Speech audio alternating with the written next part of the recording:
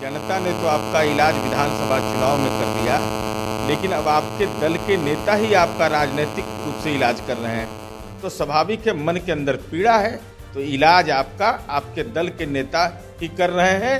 ऐसे ही राजनीतिक दल के आप मुखिया बने रहिए, आपको मुबारक। गठबंधन के घटक दल के थे, फतुहा में जाकर क्या कहा था, गंगा मैया आई है, लेकिन हमारे मुखिया आदरणीय नीतीश कुमार जी ने बाढ़ पीड़ितों की सेवा की।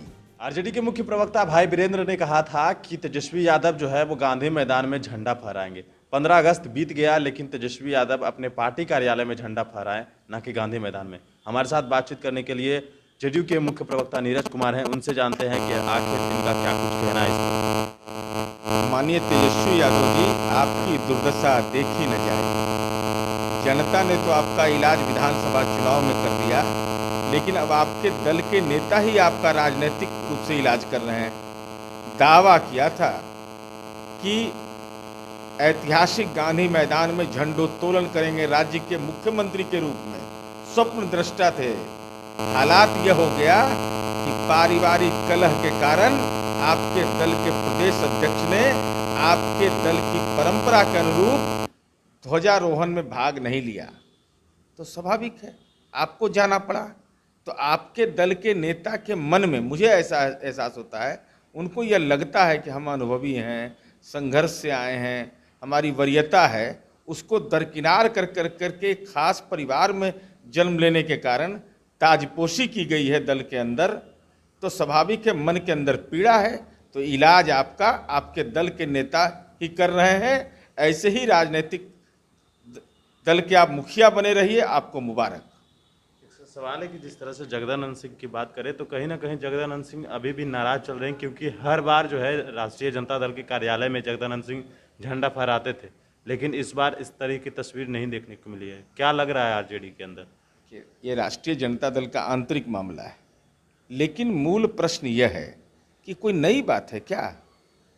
अरे दिवंगत रघुवंश बाबू जैसे समाजवादी नेता, हमारा वैचारिक मतभेद था उनसे, लेकिन हम लोग उनके शव यात्रा में भी शामिल हुए।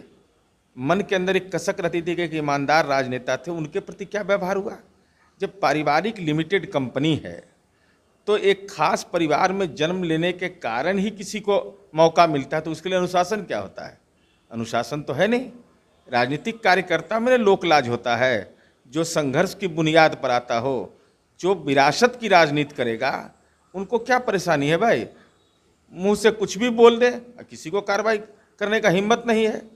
दिवंगत रघुवंश बाबू के घटनाक्रम ने ही साबित कर दिया है।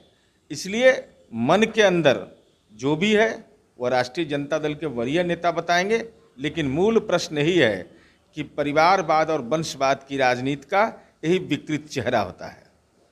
कई बाढ़, जहां बाढ़ आया हुआ है और वहां की राज्य के पहले मुख्यमंत्री हैं जिन्होंने आपदा नीति बनाई, और आपदा नीति के मानक के अनुसार जो भी संभव है सरकार उसको करती है।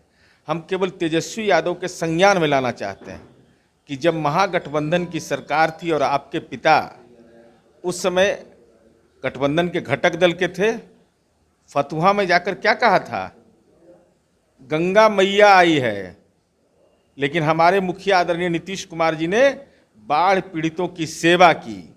आप उस समय भी बाढ़ पीड़ितों का उपहास उड़ा रहे थे आपके पिता, और हमारे नेता सेवा कर रहे हैं। इसलिए माननीय मुख्यमंत्री जी खुद संवेदनशील रहते हैं। आप तो बहुत विलंब से गए अपने निर्वाचन क्षेत्र में, उसके पहले ही राज्य सरकार ने राहत की कार्रवाई प्रारंभ कर दी। इसलिए हम क्या करेंगे, ये बिहार की जनता को एहसास है।